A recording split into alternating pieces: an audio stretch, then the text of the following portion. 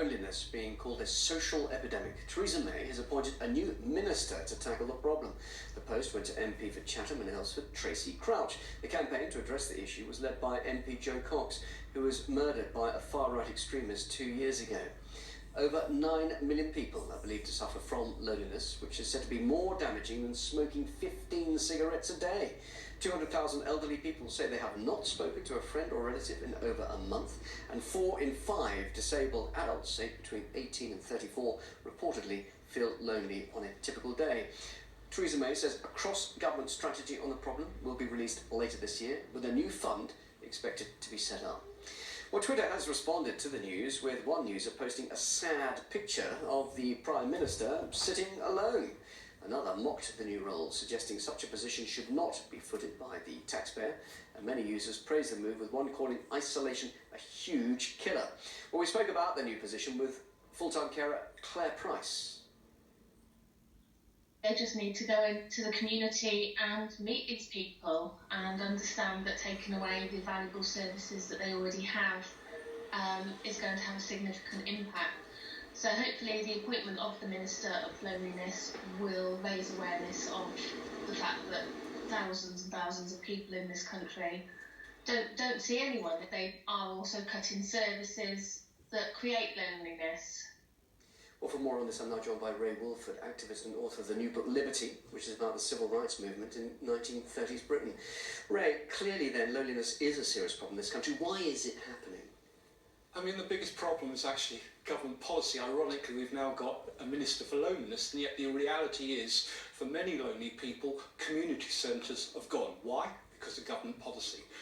Meals and Wheels have been cut back, social care to the vulnerable and disabled, where it used to be time to give people food, company, a chat.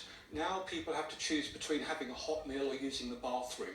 The time is so short. So this is local authority cutbacks due to austerity?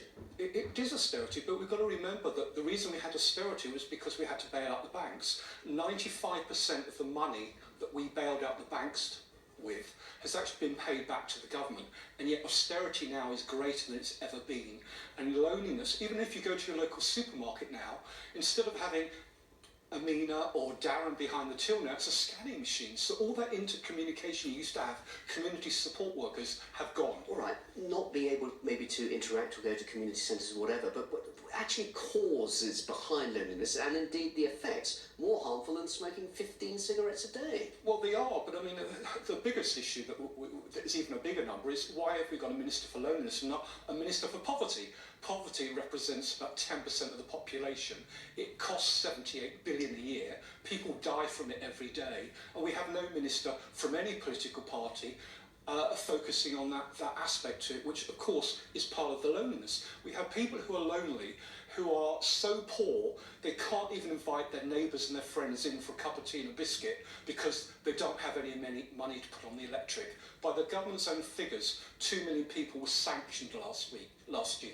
That's 2 million people that have no money on average for 13 weeks. How can they go out and interact with the wider community? How can they have people visit when it gets dark they have to go to bed because they've got no money for light? The government is setting up a fund in alignment with this new ministerial position.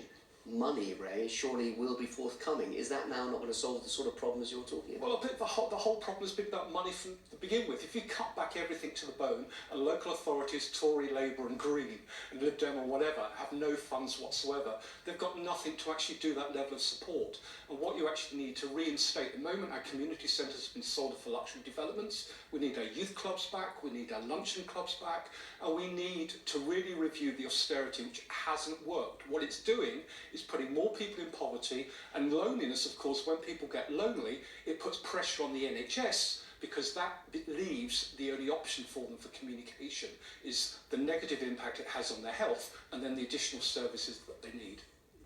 Do you think perhaps the extent of these figures may be underestimating the problem? Because there is a report that many people don't really want to admit to being lonely. There's a stigma to it. Of course it is. Most people that are lonely are on their own, but also that the Tories are already seeing this as a May local election issue.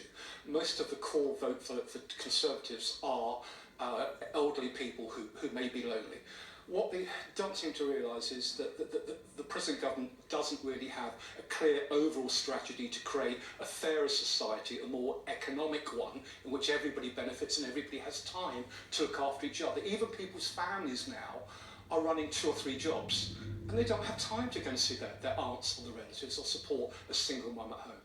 Ray, thank you very much indeed for joining us. Ray Wolford, thank you. Pleasure. In Barcelona, almost 20,000 people staged a demonstration demanding the release of pro-independence politicians facing accusations of sedition after promoting Catalonia's split